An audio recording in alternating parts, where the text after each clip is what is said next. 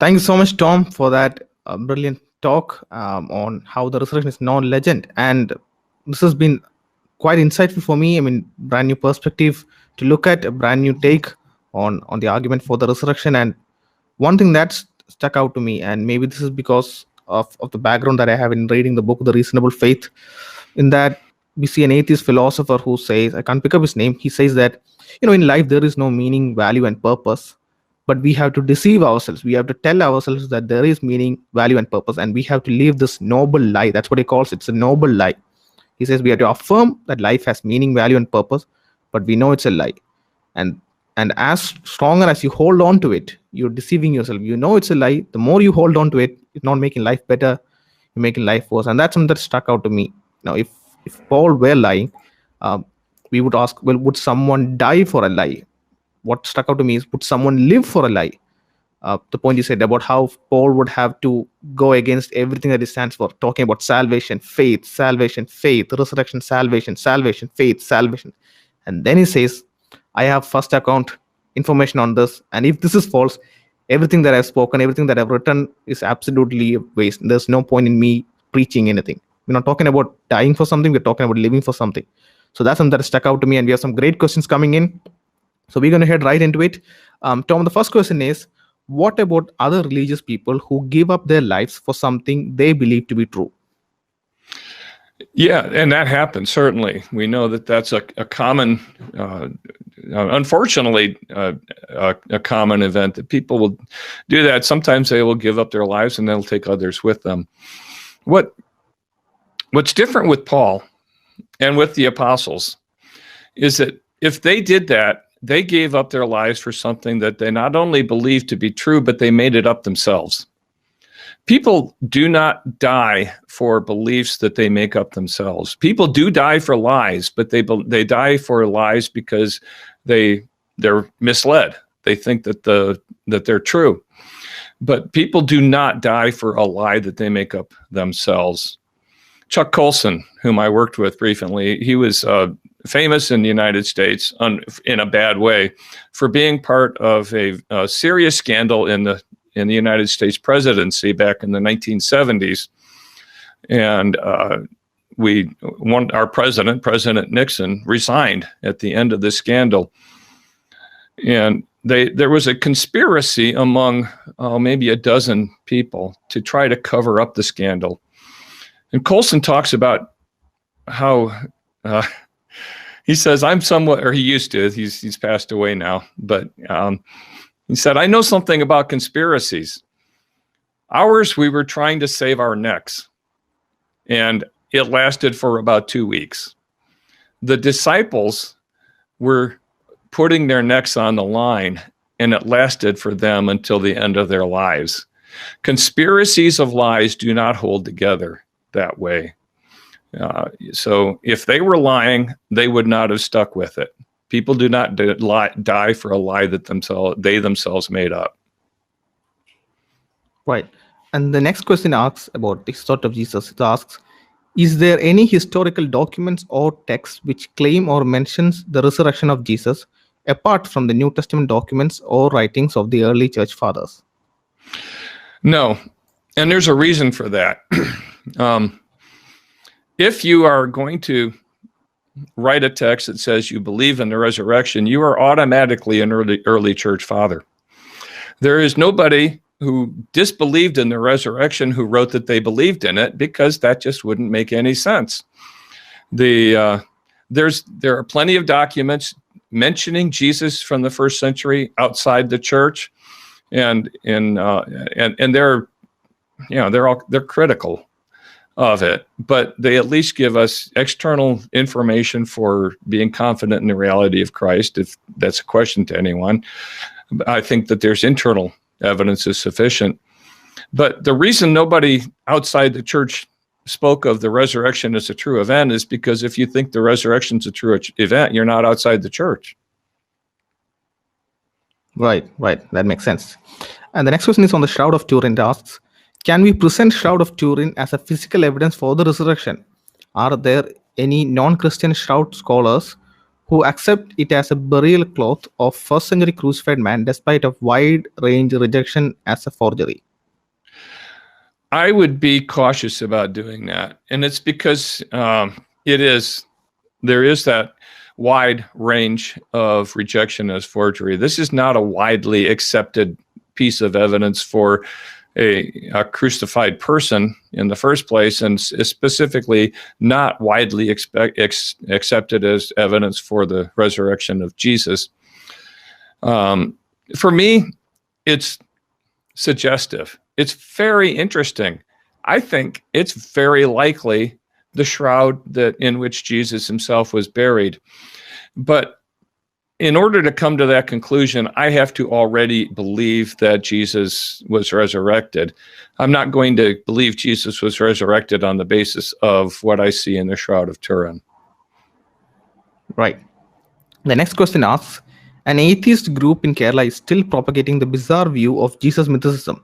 They claim that Jesus is copied from other myths such as Osiris, Isis, etc. How do you answer this claim? Oh, well, there are different myths. There's Mithras, there's Apollonius of Tyana. There's a lot of these different kinds of myths. What you have to do in each case is ask them to lay out the entire story that they think is a parallel to Jesus. When they do that, you will find that the myths are not nearly as parallel as they would have you believe.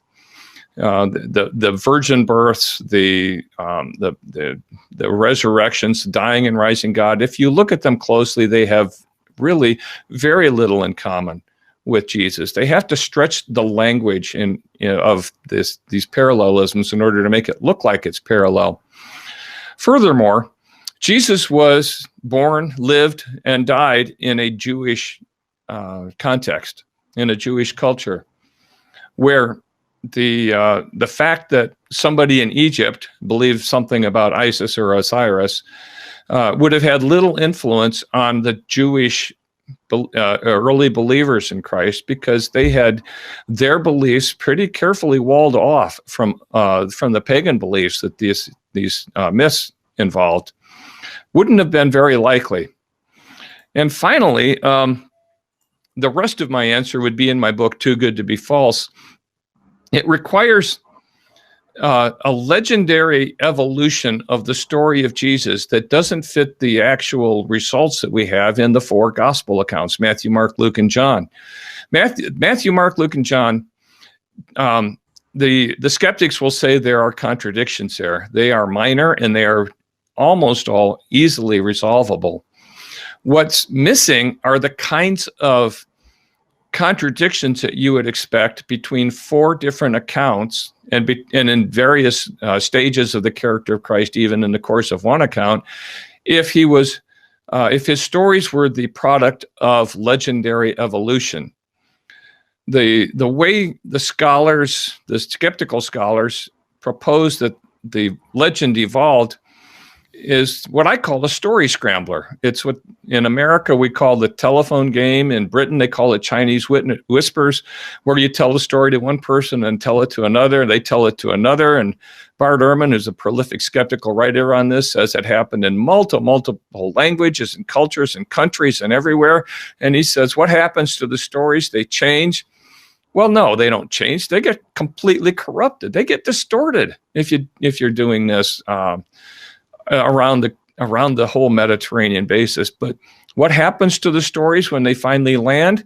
They land on the same character of Jesus every time. The legendary evolution theory of the accounts of Jesus just doesn't match the accounts of Jesus that we have. That's my general answer to any proposal that this was legend. Yeah, so to the audience, you must check out the book, Too Good to Be False. The endorsements are more than anything. The endorsements will convince you to buy the book. The top scholars in the Christian Apologetics are highly endorsing it. So the next question asks, can you give some reasons as to how the eyewitness testimonies of the gospel writers would stand as credible evidence before a court of law? Well, for that, I would actually want to defer you to J. Warner Wallace, If you ever get a chance to pick up a book he wrote called Cold Case Christianity, he is a retired homicide detective who used his murder detective skills to examine the evidence.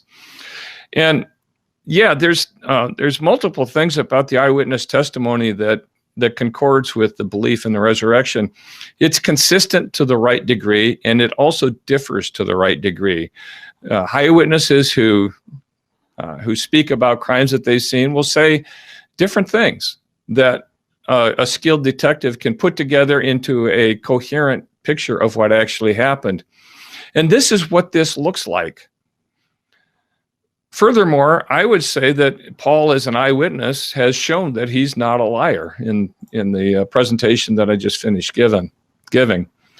So we've got that. We've got the fact of their living their lives in light of the resurrection afterwards and dying in light of the resurrection. But as eyewitnesses in particular, it has a lot to do with the fact that they give the right kind of testimony that looks like eyewitnesses would give if they were giving testimony. Right. So the next question is about Luke. How do scholars conclude if Luke was a good or credible historian in his writings? Well, there's still some disagreement on that among scholars. Not every scholar would agree with that, but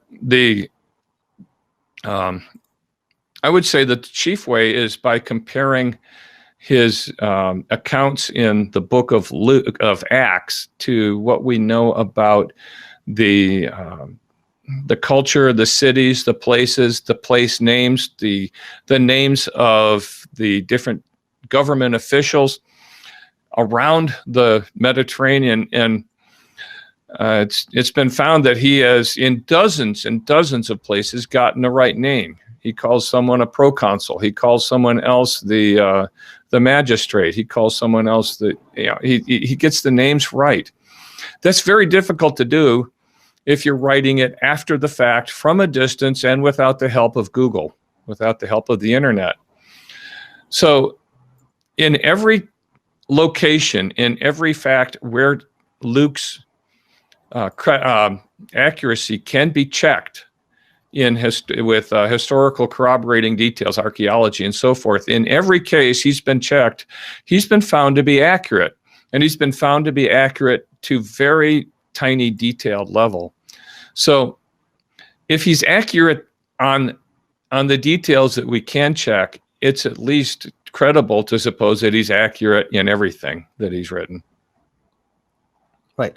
And also, just on a side note, Ankit would be dropping in the chat the link to our podcast with Jimbo and Wallace, where we talked about whether resurrection is a conspiracy. And for those who are wondering about that, that is a podcast to definitely check out. The next question is something very relevant to what you've been talking about. And congratulations to all the attendees who have been doing a great job in upvoting the most relevant questions. The question is, how did Paul knew risen Jesus bodily appeared to him last of all? How did he know he appeared to him last of? In other words, how did he know that no one else that Jesus appeared to no one else after Paul? I never thought about that question. Am I getting the question right? Yes, I think there's something in the wording, and I'm going to read it out once again. How did Paul knew risen Jesus bodily appeared to him last of all? So I don't know if the question is asking how did Paul recognize Jesus, or whether, like you said, how did Paul know that Jesus appeared last to Paul and known to anyone else afterwards? Yeah. As far as how he knew that he was last, I would say, first of all, I don't know. And second of all, if there was someone later, it doesn't change much. It doesn't matter. How did he know that Jesus appeared to him bodily? Well, he saw him. He asked him, "Who are you, Lord?" And the Lord answered, "I am Jesus, whom you are persecuting." He spent 3 years in Arabia after that, in communion with God. He talked with the other disciples who knew that Jesus appeared bodily because they had breakfast with him. They had meals with him. They touched him. They touched his hands and his side. They knew that he was a bodily resurrected Jesus. They used the word resurrection because resurrection meant bodily returned from the dead. There was no concept then of a spiritual or a ghostly vision or apparition being considered a resurrection. You wouldn't use the word resurrection for that. So that they were expecting the corporate resurrection of all the people of God at the end of the age. Jesus is the first fruits of that. Does that answer the question, you think? Right. Yes, I think so. It does. Okay. And it actually connects to the next question also. Your argument hinges on Paul. What if Paul was having a hallucination and all his doings, writings was due to that experience? He checked.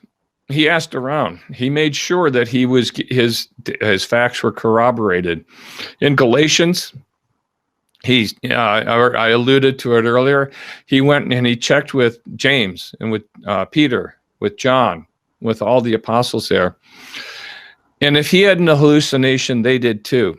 Hallucinations do not happen that way. There is no such thing as a shared common mass hallucination of the same degree of tactile and auditory and visual detail that they had in their experience of the risen Jesus. It just doesn't happen. There's a myth, perhaps, that says there's such a thing as a shared hallucination, but in reality, psychologists will tell you that just doesn't happen.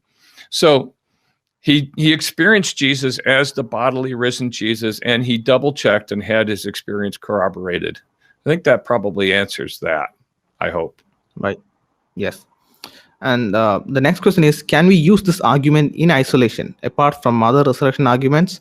If yes, then wouldn't, yes, the question also ties in, it asks, if yes, then wouldn't someone say that Paul was hallucinated and dismiss this argument? Or is this argument supposed to be used along with other resurrection arguments? Well, yeah, every argument adds up and becomes a cumulative case. And the more arguments you have, the better. But you can use this one separately because we are relying on the words of Paul in 1 Corinthians, 2 Corinthians, and again, as I just alluded to, in Galatians, where he refers to his having this corroboration experience. So you can use this one independently and not have to worry about the hallucination, because the same answer still applies. He couldn't have been hallucinating with that kind of corroboration he got. Yeah, but do you think you would say that this has to be clubbed with the other arguments for the resurrection, right? The argument that you presented today. I missed something there. I'm sorry. So you would still say that you would club the argument that you presented today with the rest of the resurrection arguments? I would put it together with them. The more, again, the cumulative case idea is very helpful. And right. The more arguments we have, the better. They all fit together. They all become a seamless whole. Someone asked me, I've been asked frequently, what would it take for me to give up my faith in Jesus? There are people who will answer this way. They'll say, if anyone found the bones of Jesus, I would give up my faith in him. Yeah, but, yes, if someone found the bones of Jesus and proved he didn't rise from the dead, that would prove that Christianity was false. Realistically, though, someone's going to show you these bones, and you're going to say, yeah, but those aren't Jesus' bones. That's easy. We can get away from that. Here's what would take for me to give up my faith in Jesus. I actually wrote a blog post on this. I listed 50 different things that Christianity explains better than any other worldview. Everything from the human experience to the historical data for the resurrection to the creation to philosophical considerations to the fact of reason and logic. And I put it all together and I say, if there's a better explanation for all 50 of these things, I'll give up Christianity. In other words, this is a very cumulative case of 50 things. And that's fine. It just strengthens our web of conviction of the truth of the faith. Right. So the next question, this has been popping up quite frequently in the Q&A. I think maybe this is still lingering around in the minds of the attendees, and maybe we can take about a bit more time to answer it once again. It asks, what if Paul was misinformed about the resurrection? Wouldn't he be like the suicide bombers who think they're dying for the truth? Right. Well, what if he was misinformed? First of all, if you look at the passage in 1 Corinthians 15:12 and following, he talks about how important it is that he got it right. He would not have been careless with the facts. He spent his whole life and really spent it with all these sufferings. He would not have been careless with the facts.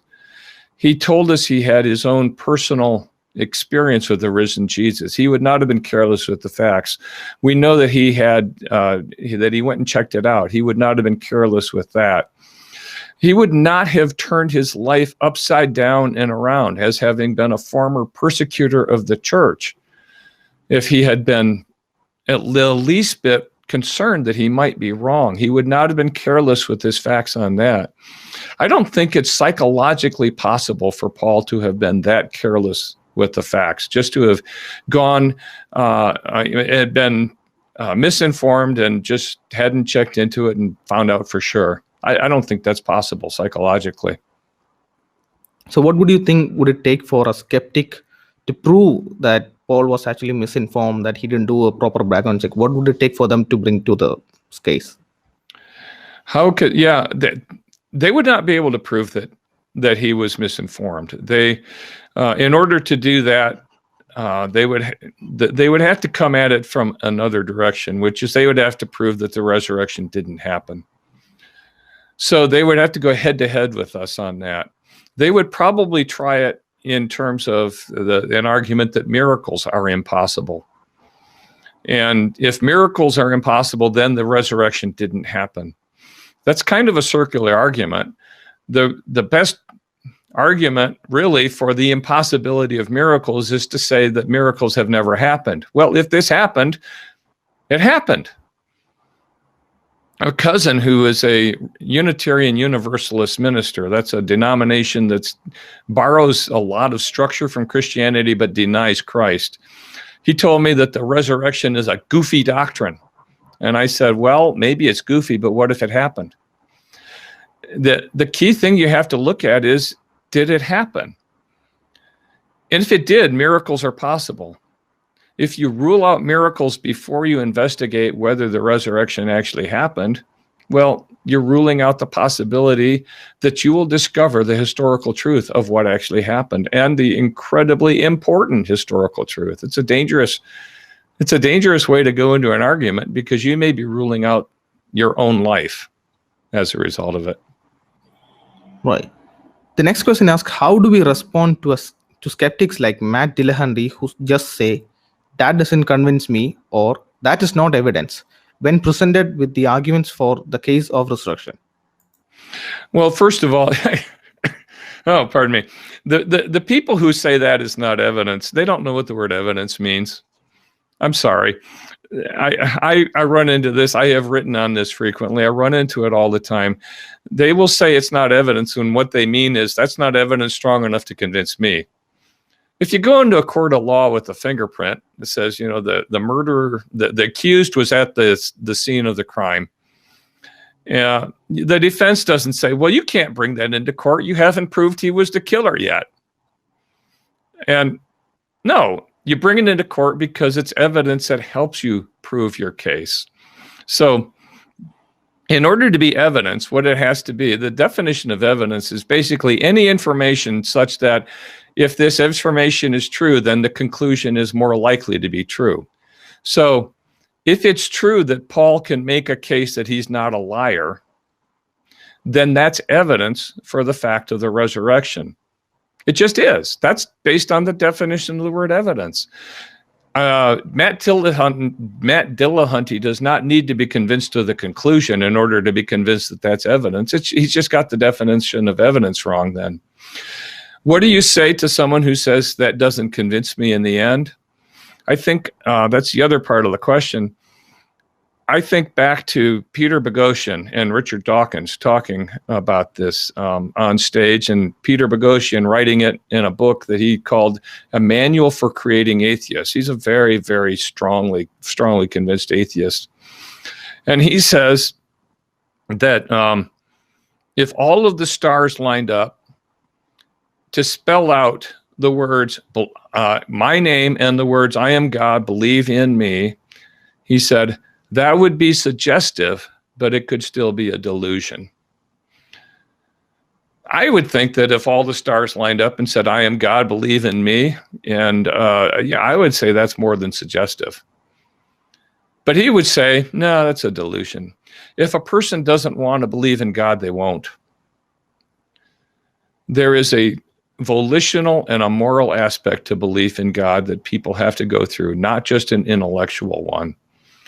So there are people who will never be convinced unless God really touches their heart and turns them around from the inside. And we can't change that. Right. The next question concerns about the apparent contradictions in the Gospels. Do the differences in the reports of the resurrection in each of the Gospels, from the number of women present, who they were, how the tomb was opened, the number of angels present, weaken the gospel-based argument for the resurrection? They either weaken it or strengthen it. The expectation, as I said earlier, for eyewitness accounts is that they would not say exactly the same thing. So one gospel says there were two angels at the tomb. Another gospel says there was one angel at the tomb. Well, if there was one angel, there were two. Or the other way around. If there were two angels, there was one. It doesn't say there was only one. So these are, they look different. But I've seen different accounts of something that happened, and people will say that there was this car accident, and the pickup truck slid off the road, and someone will say there was this accident and it was icy out.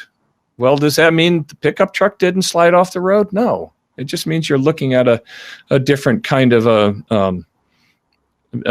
eyewitness report. By the way, icy, I don't know how often you get icy where you are, but we get ice on the roads here, and it's very dangerous driving when that happens. So cars do slide off the road. There was a 100-car pileup in Texas the other day because of ice.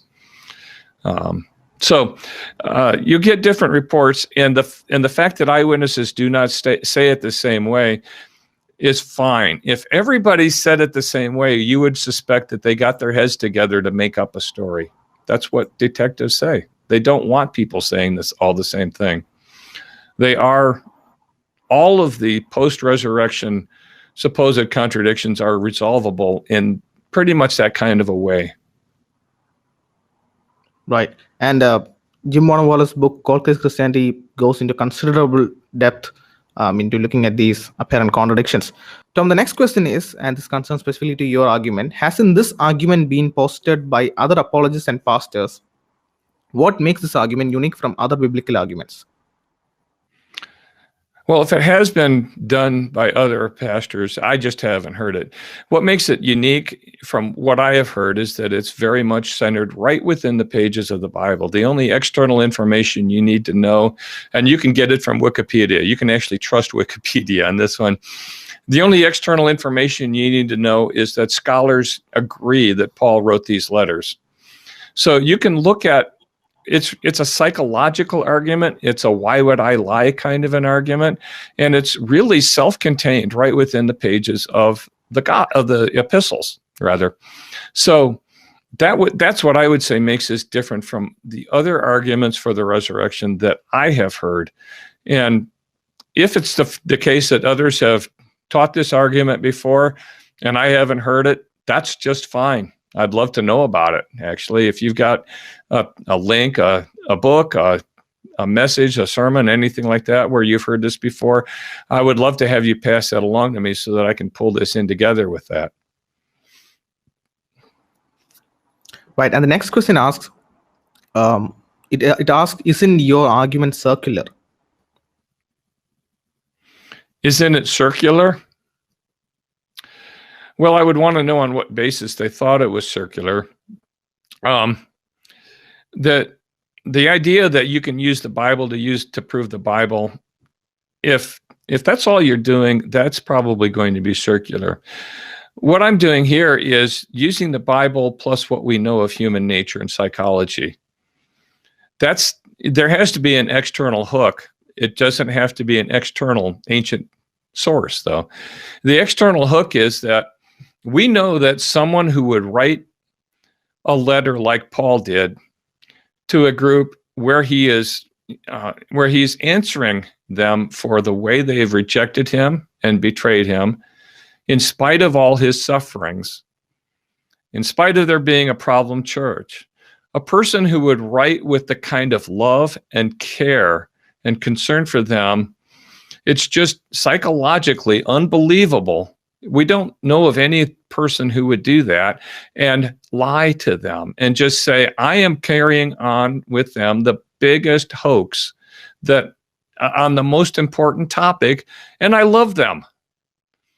The love, and I said as I did this, maybe I didn't say it with enough emphasis. This is an introduction to an argument. If you're going to catch the full force of it, you need to read especially 2 Corinthians, but maybe both of the letters.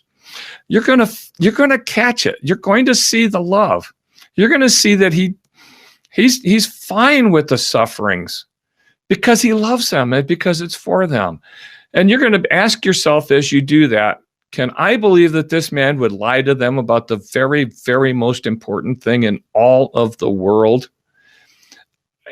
At that point, where you pull in the external knowledge of human nature and of psychology, that's where it becomes non-circular. It's where you have the external information to go with the internal information that's within the pages of the argument in 1st and 2nd Corinthians.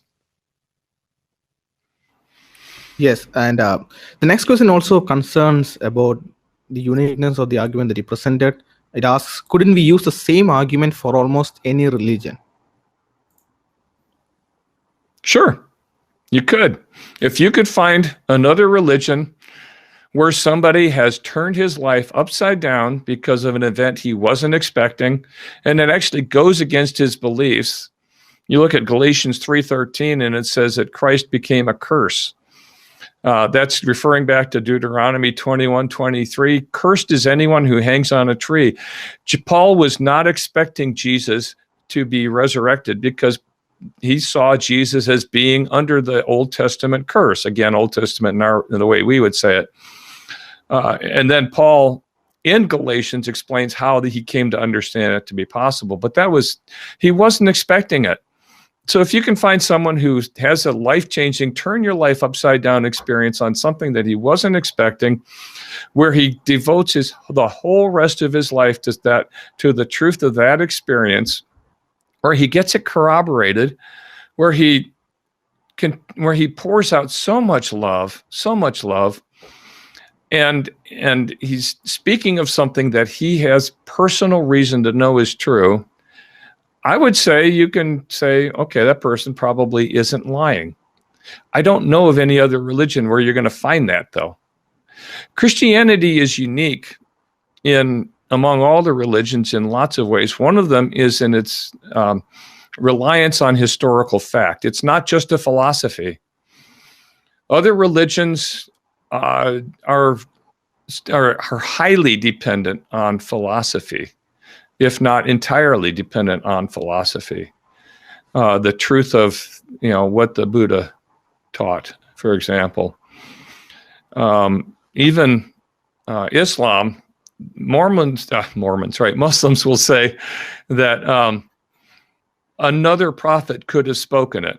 God chose Muhammad, but he could have chosen someone else. And the facts of Muhammad's life are not that crucial to the Quran. In fact, the Quran predates the world.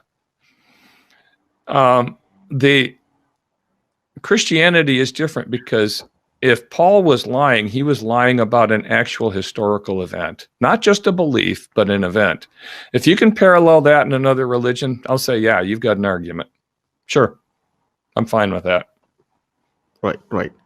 And the next question is actually very much on point, and it asks, how do we know Paul really went through all the problems and torment as he says? Are these claims of Paul true? How do we know? In a sense, we don't have to. He's presenting it as fact. And so we are, how do I say this? He presents it as fact. He presents it as fact to a group of people who have seriously rejected him. And he presents it in the constant light of love. And it's the coexistence, the coincidence of all those facts together in one writing that make it impossible to believe that he was not actually loving them. Because even to think that he made that up, can you imagine making up a letter, writing to someone and saying, I've been suffering for you. I've been suffering for you. I've been suffering for you. You've been a problem group, and I love you, and I love you, and I want what's right for you. I want what's right for you all the way through. No matter how I've suffered for you, I want what's right for you. And sustaining that not just through one letter, but through another, and also the same kind of a thing appearing in his other letters that we know he wrote, which would be Romans and Galatians and Colossians, 1 Thessalonians, Philemon. It's all the way through there. It's incredibly consistent. It's hard to believe that a person would write that kind of a letter describing that kind of suffering for a person and not be telling the truth. I suppose, mathematically it's possible a person would do that, but it goes so strongly against human nature to think that a person would say that kind of thing all in the same letter to one group, or to the several groups of the several letters. Right. And there seems to be this question that keeps on popping up, and this one asks about the specificity of your argument. It asks, how is your argument different from the already known argument, aka the disciples would not sacrifice their lives for something they knew to be a lie argument? Can you tell us what makes this argument you presented new or different? Well, what makes it different is simply this, that in order for that other argument to work, you have to know whether the disciples died. And there was, for a long time, going around the theory that all of the disciples died for their faith, except for John, who, he survived being boiled in oil. Sean McDowell has done research more recently. It says that they didn't all die, but there's strong reason to believe they were at least all willing to die. But he had to, and that was a doctoral thesis he did. He did an awful lot of research into the texts. This argument comes from just what you have in your hands if you have a Bible. That's what makes this one different. It's okay if a lot of it is the same. This doesn't have to be a completely new and unique argument. It's just unique in the fact that you can gather it all from the pages of 1st and 2nd Corinthians. Right. Yes, that clears it up. The other question is, how exactly could Paul's contemporaries have shot down his preaching if it was just a false legend? How could they have shot it down if it was just a false legend?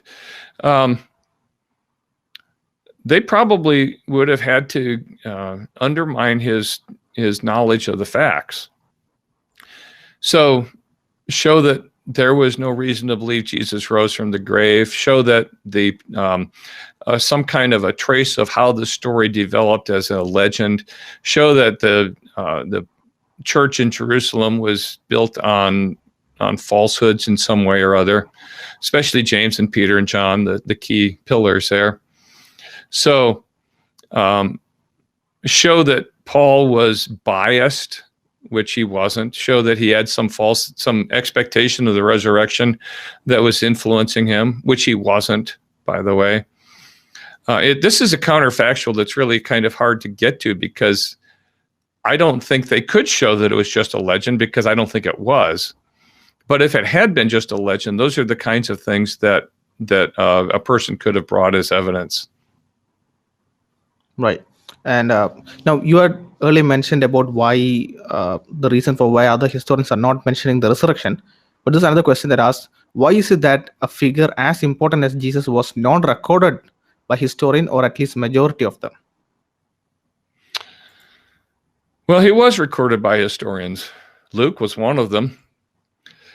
And his his ministry was contained within a very small geographical region, and with almost entirely within one rather walled off culture, the Jews. Not completely walled off, contained there, but he really ministered only to the Jews, with a few exceptions.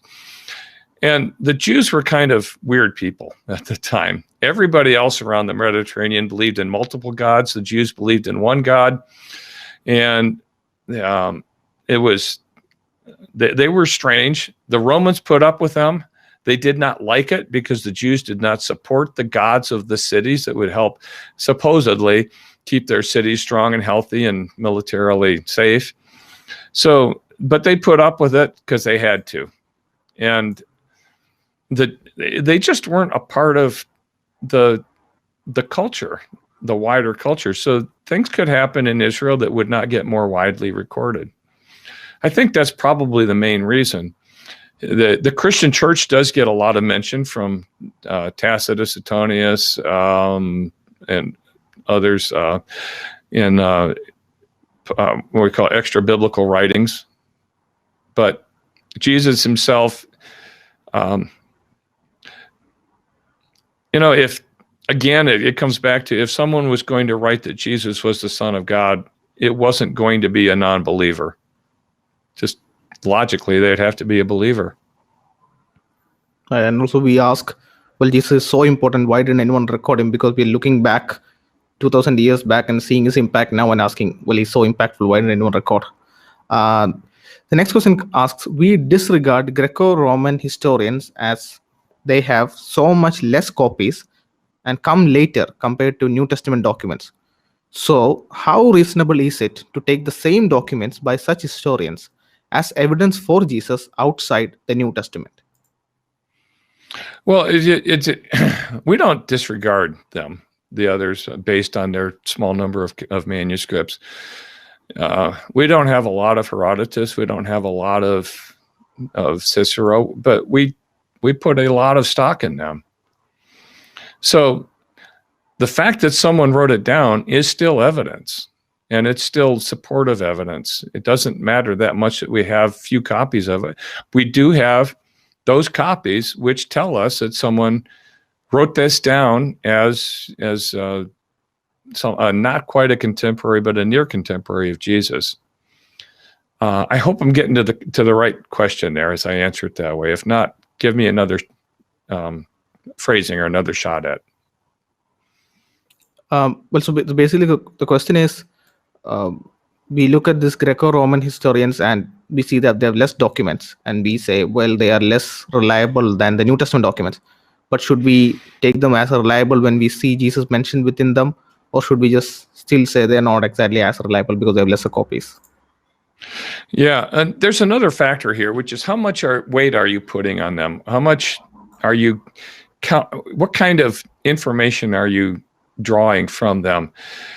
We have to put a lot of weight on the New Testament documents. In other words, we really want them to be accurate, right down to the paragraph, right down to the sentence. We want to know that they're true. And that's because we're putting so much weight on them. We're putting so much weight on the reality of Jesus and on the doctrines that we and the instructions we get from the epistles and from Revelation. We're putting so much weight on them. We really, really want to be sure of it. So it helps a lot that we have thousands of copies of the manuscripts. That's really important to us. Now, the fact that Tacitus or Suetonius or any of the other writers, I'm having a brain lapse here. There are several of them. The fact that they mention Jesus, we don't have to put as much weight on that, but we can at least say, yeah, it's credible. It's there. The fact that it's there still counts as evidence for extra biblical awareness of Jesus. And we don't need as much corroboration of it because we're not expecting as much of it. We don't need to have as much proof. The fact that they've said it, we're okay with that. Right. Does that And make the next sense? question is, yes, that does. The next question is, contemporary Muslims usually regard Paul as a false apostle, even though it goes against some hadiths. So for them, your arguments might not be more convincing than the minimal fact approach. How will you reconcile this? Well, yeah, if they're coming at it with the bias that he's a false apostle, that there is going to be more to overcome.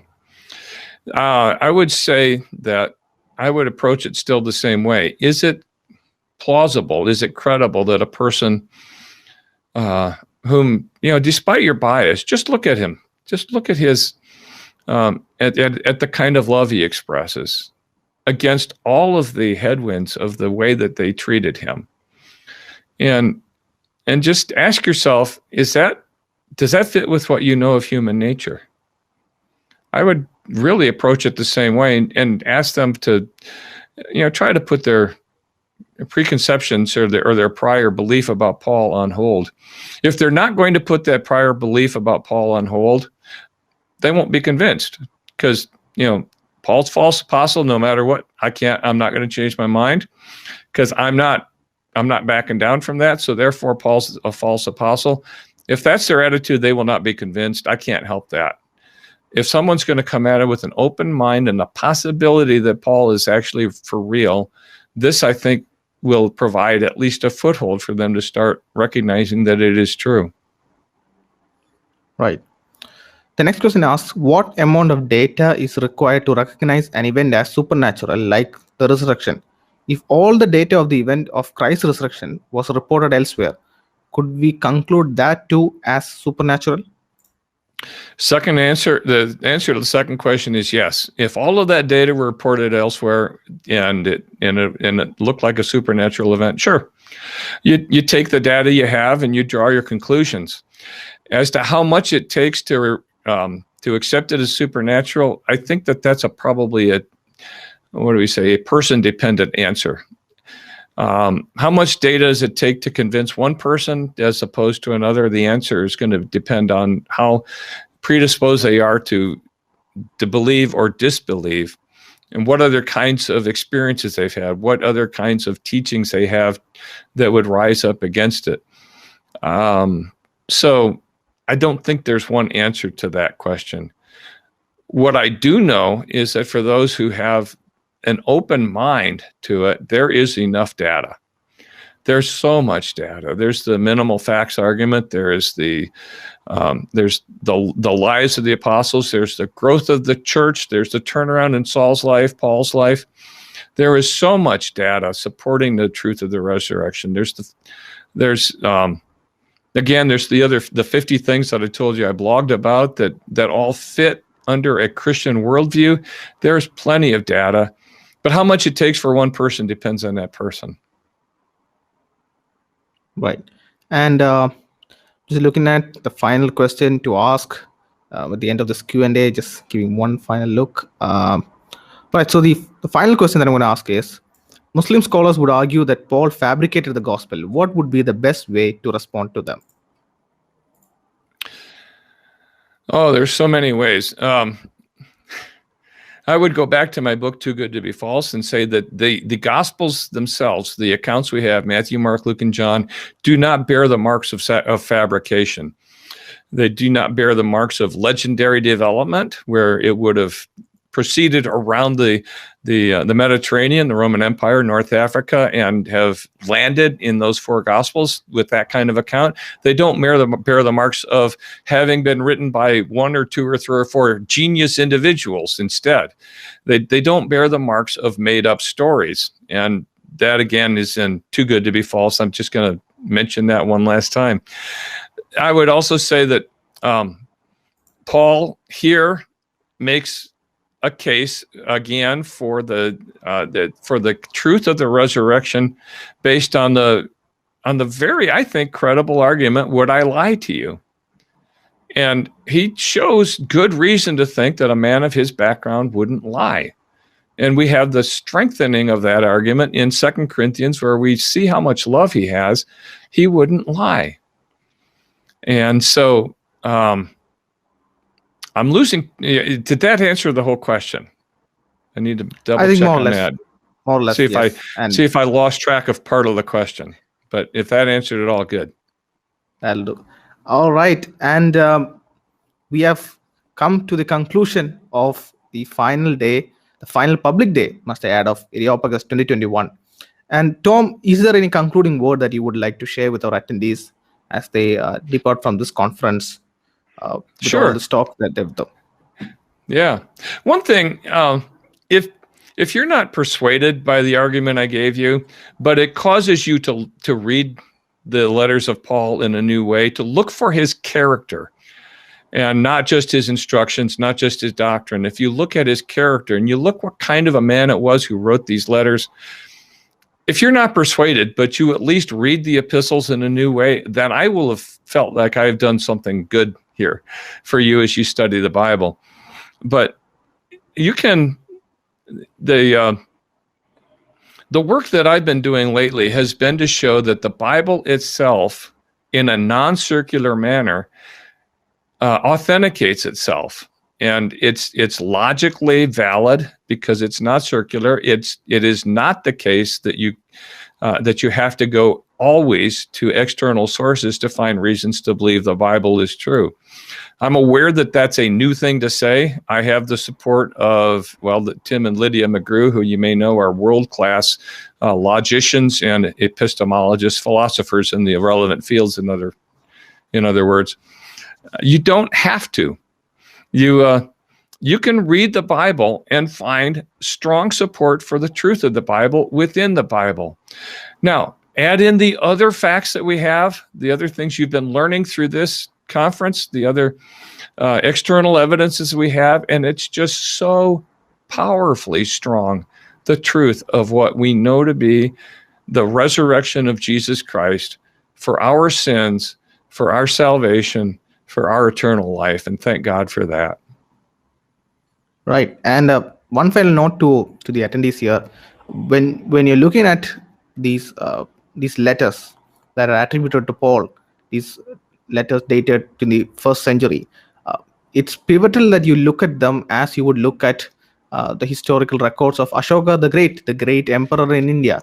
If you are looking at bias, if you want to look at and demand more arguments, more evidence for it than you would on any other secular historical text, then that is I would say a fall on our end of investigation. So keep out the bias, look at it as you would look at any other document. And Tom Gilson's book Too Good to Be False is a very good introduction. His podcast with us, where he outlines this rather novel argument for why Jesus cannot be a legend. And check out the book Cold Case Christianity by Jim Warner Wallace. We even had Lydia McGrew on the podcast talking about the Gospel of John, the historicity of the Gospel of John. And this argument that Tom has very brilliantly outlined and responded in the questions, like you mentioned, it's part of a cumulative case.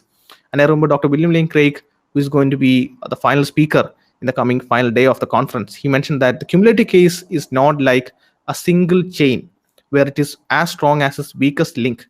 The cumulative case is like a sheet of chains. It's a coat of chains where each chain reinforces the other.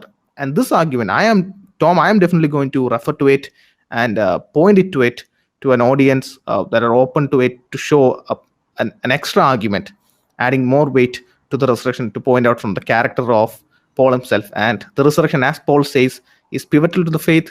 For if Christ did not rise from the dead, we of all men are the most pitiable. All that we do, everything that we do, is just like a noble lie. We keep telling ourselves there is salvation. We keep telling ourselves there is grace. But if Christ did not rise from the dead, everything is in vain. And with that, we will be moving to the concluding prayer. And I would like to invite Pastor Binu Thambi, Senior Pastor of Equippers, Kolkata, and the visionary founder of Cross Culture. But right before that, here is Glenn Scrivener, Director and Evangelist at Speak Life, presenting the gospel in 90 seconds so that you can share it with your non-believers. And it is provided to us courtesy of our friends at Premier Christian Radio. In the beginning there was light and life and love. There was a Father loving his Son in the joy of the Holy Spirit, and everything has come from light and life and love. And out of this has come a world that is destined to share in light and life and love. But you know that this world is not like that. I know this world is not like that. I look around and I see darkness and death and disconnection. Where's that come from? Well, we've turned from the light, and when you turn from the light, where else do you go but darkness? And when you turn from love, where else do you go but disconnection? When you turn from life, where else do you go but death? So this is the kind of world we live in. But what does love do? When love sees the beloved in trouble, love says, your pit will be my pit, your plight will be my plight, your debts will be my debts, your darkness will be my darkness, your death will be my death. So who is Jesus? Jesus is love come down. The Son of the Father comes and becomes our brother, to be with us in the darkness, to take that darkness on himself on the cross, to take that disconnection on himself, even to take that death that we all deserve for turning from God, took that on himself on the cross, plunged it down into the hell that it deserves, and he rose up again to light and life and love, and he says, you in the darkness, do you want my light? You in death, do you want my life? You in disconnection, do you want my love? And anyone who simply says yes to Jesus, we get Jesus in our life. We get his Father as our Father. We get his Spirit as our Spirit. We get his future as our future. It's for free and it's forever. So do you want Jesus?